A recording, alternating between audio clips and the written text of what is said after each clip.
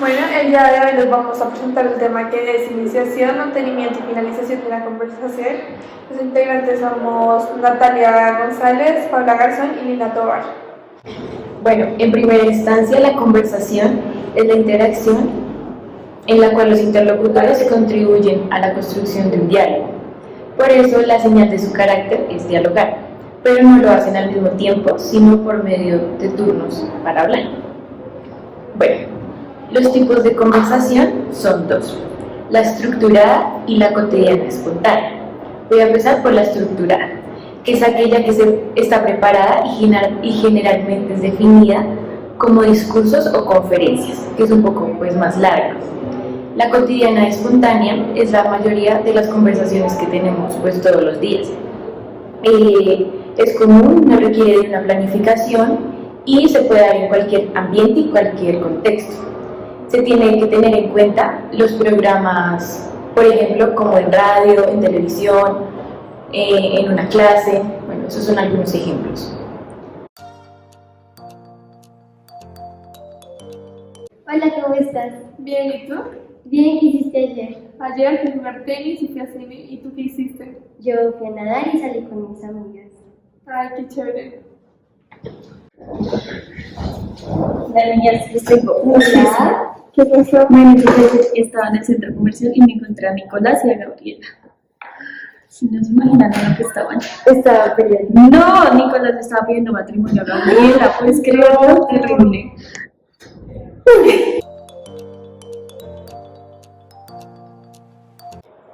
Bueno, la intención comunicativa es el objetivo que perseguimos cuando hablamos, o escribimos o emitimos algún mensaje. Bueno, si queremos informar, nuestro mensaje tendría que tener ciertas características, que son: si queremos enseñar cómo se realiza un procedimiento, el lenguaje varía, tanto la estructura como las palabras. Y sin embargo, el mensaje puede tener más de una interacción, una interacción comunicativa o una interacción más como hacia la semántica. Bueno, existen diferentes interacciones comunicativas, que son persuadir, informar, apelar y advertir, que ya las vamos a mencionar más adelante.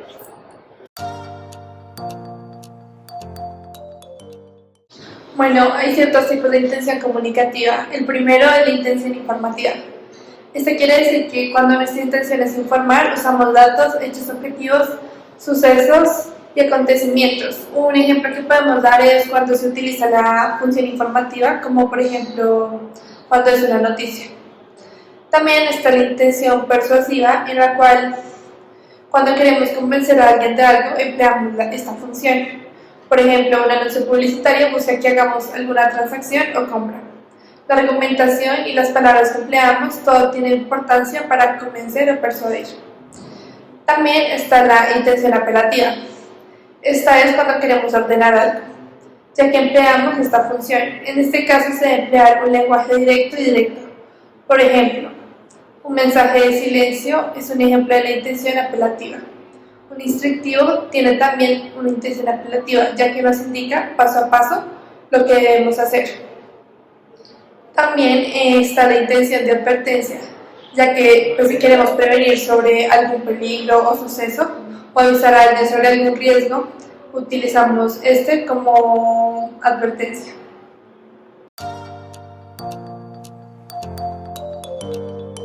Bueno, para identificar la intención se requiere conocer las funciones del lenguaje, que son las siguientes. La primera es referencial. Esto se centra en el referente y de lo que se dice de este. Por ejemplo, la casa es de color verde.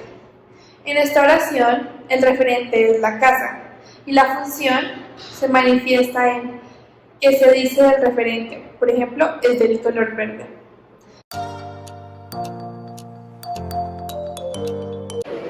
Bueno, como hemos visto anteriormente, aquí les dejaré una de las funciones del lenguaje, que es la referencial.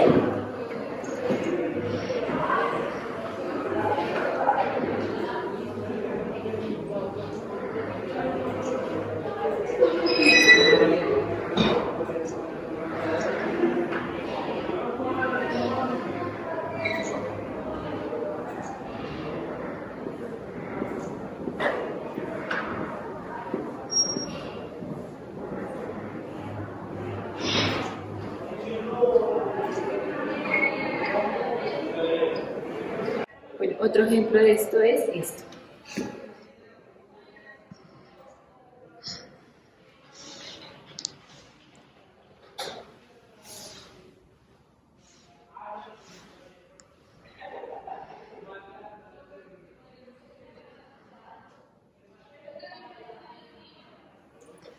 Las uvas son de color morado. Luego sigue la fática. Es aquella que se centra en verificar el canal y lograr mantener el interés del receptor. Por ejemplo, ¿me escuchas? En la sentencia se trata de comprobar el canal, cuestionando si se escucha.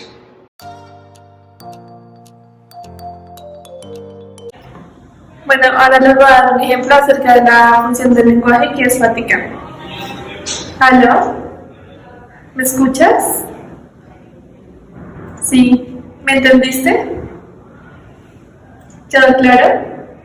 Encontramos la emotiva, que se basa en las emociones del receptor. Por ejemplo, te quiero mucho. En este caso, el emisor está expresando sus sentimientos. Ahora les voy a mostrar la función del lenguaje expresiva o emotiva.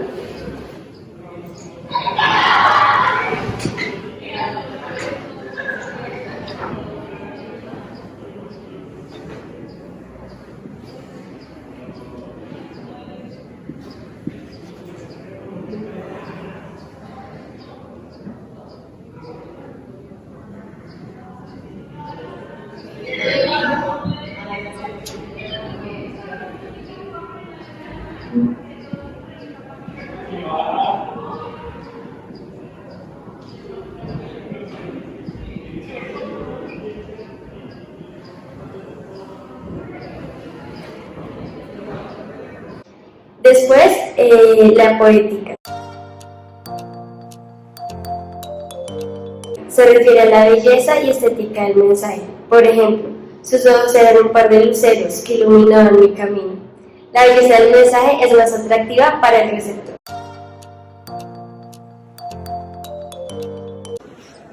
De nadie seré, solo para ti, hasta que mis huesos se vuelvan cenizas y mi corazón deje de latir. La metalingüística tiene la finalidad de aclarar las dudas acerca del lenguaje. Las funciones del lenguaje se refieren al uso de la lengua que hace un hablante. Son los diferentes objetivos, propósitos y servicios que se le da al lenguaje al comunicante, dándose una función del lenguaje por cada factor que tiene este, en donde la función que prevalece es el factor en donde más se pone énfasis al comunicarse. En el ejemplo se aclara una duda sobre el significado de un concepto. ¿Qué es un antónimo? Es una palabra con significado contrario. ¿Cómo se dice nariz en inglés? Nose. ¿Qué es un adverbio? Son las palabras que terminan en mente. Y por último, la apelativa, que busca provocar una respuesta por parte del receptor, convencer y obligar a hacer algo en su contra. Juan ve por las tortillas. En la sentencia se pide y ordena que haga algo para el emisor.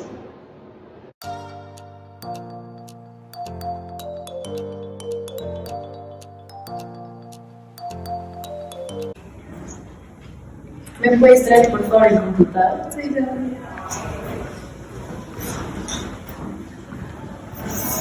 Gracias. Ay, pero también me puedes traer por favor la maleta.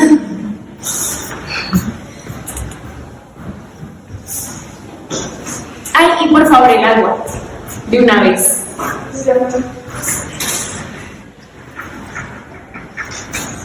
Gracias.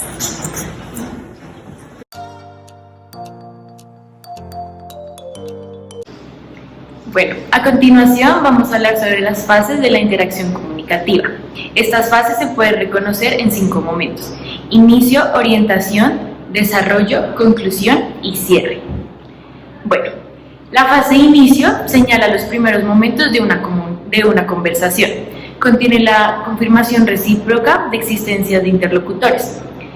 Esta equivale a la secuencia de saludos, preguntas, que los diálogos muchas veces formulan pues como rituales en el contexto. Bueno, esto quiere decir que se asocia con la interacción de compartir o pedir información, consolidar relaciones sociales y mantener el contacto.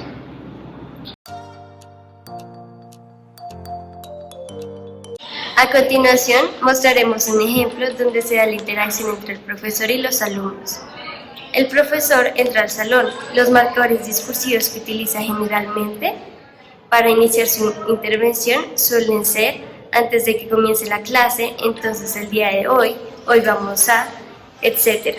Asimismo, existen marcadores kinésicos, los cuales son movimientos o gestos que poseen un valor comunicativo intencionado, como entrar al salón y pararse frente a los estudiantes.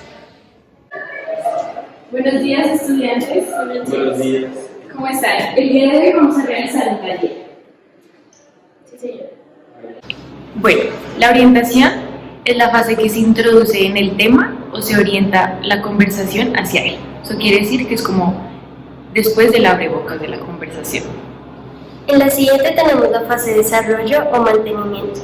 Este se caracteriza por ser el cuerpo central del tiempo de interacción verbal. Está formado por distintas intervenciones entre el emisor y el receptor, y son los que intercambian pues, sus opiniones con respecto a algún tema. También van introduciendo nuevos temas, durante el cual se puede incluir una secuencia narrativa, descriptiva o argumentativa.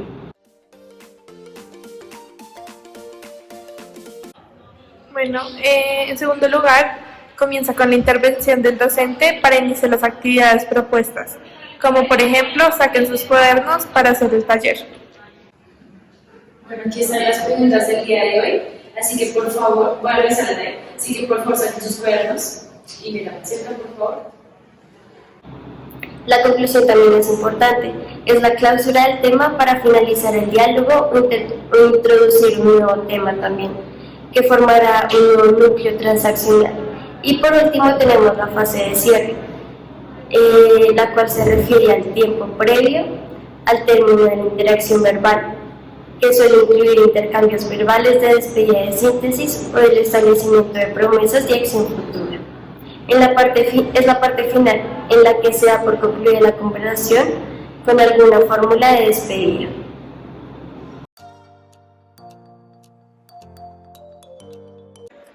Bueno, en tercer lugar, generalmente la fase de cierre se da cuando suena el timbre y otras veces con una intervención del profesor. Por ejemplo, la tarea para la próxima clase es...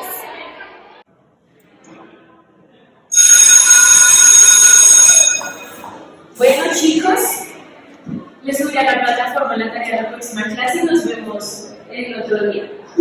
Puede evidenciar que la manera en que se diferencian las fases una fase de otra depende de los marcadores discursivos que se emplean, dado que permiten caracterizar la dimensión temporal de la situación comunicativa. Por lo tanto, la duración de cada fase permite informar sobre los propósitos de la conversación, tales como la disposición emocional de los participantes, el tipo de rol que cumplen y sus marcadores kinésicos.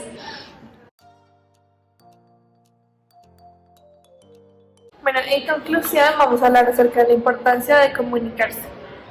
Por las características de la comunicación y los elementos que la constituyen, se puede inferir que los elementos generados siempre conllevan una intención, la cual supone la determinación del emisor para lograr un fin, que en el caso de la comunicación radica en el intercambio de ideas, pensamientos, conceptos, sentimientos e información, entre otras cosas.